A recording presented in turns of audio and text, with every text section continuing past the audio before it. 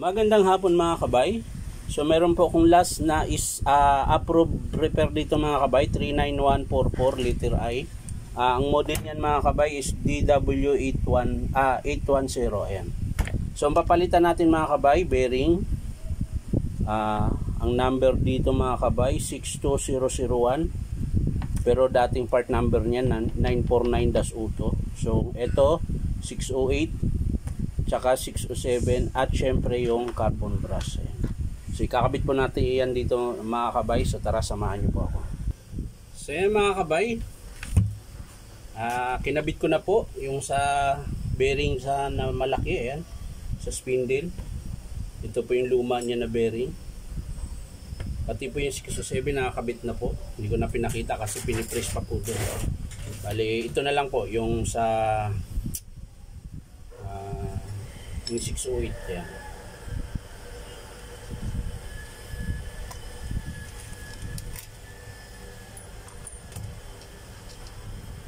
Tapos rubber mallet. Tapos ipitan na natin mga kabay. So ayan. Siyempre ipitin na naman natin ulit ng tamang-tama lang. Yan. Para maipitan natin yung nut mga kabay. Yan. So okay na. Sleeve. Huwag kalimutan ang sleeve. So yan, okay na mga kabay. So salpak na tayo ng salpak nito ngayon.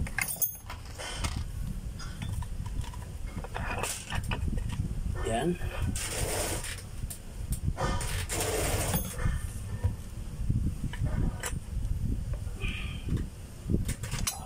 Pamalo.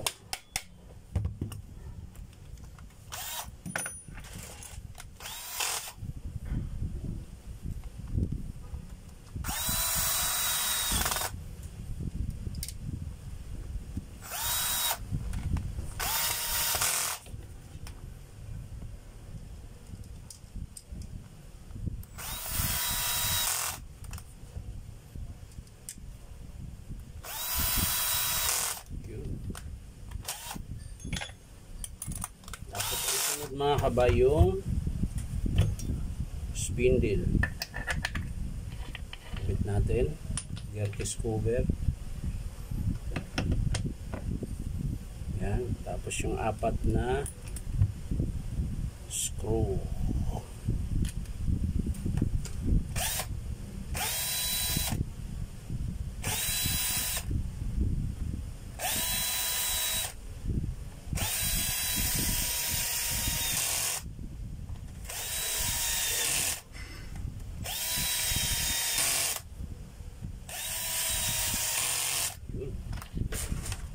Carbon na lang mga kabay. So ito po yung urig na carbon mga kabay. Oh. Ang layo-layo lang po sa piki na carbon. Ayan. Ayan po.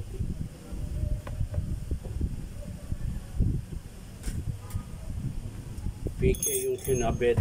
Okay lang naman kahit piki mga kabay, basta malambot siya. Hindi siya matigas.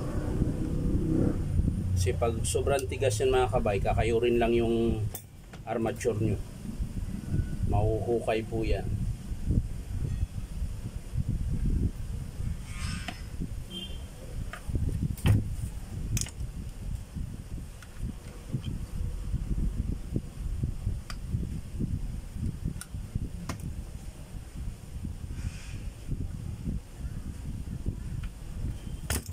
So yan, okay na mga kabay.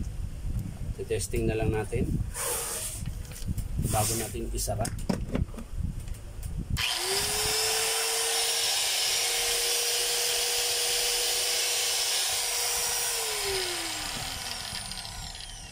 So, okay na po siya mga kabay. Sasara na po natin. Gawin natin yung flange, inner tsaka outer. Kasigpitan natin. At syempre yung takip. At Oh.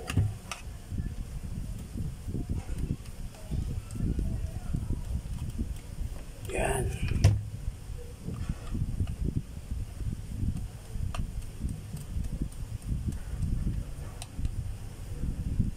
Yun, ayos na mga kabay.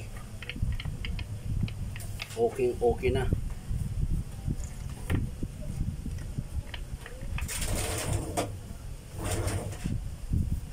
So yan lang po mga kabay. Maraming salamat sa panunood. At palike and share na rin po. At syempre, subscribe sa aking YouTube account na Inom Tabay. So maraming salamat mga kabay. Bukas ulit. Bye-bye.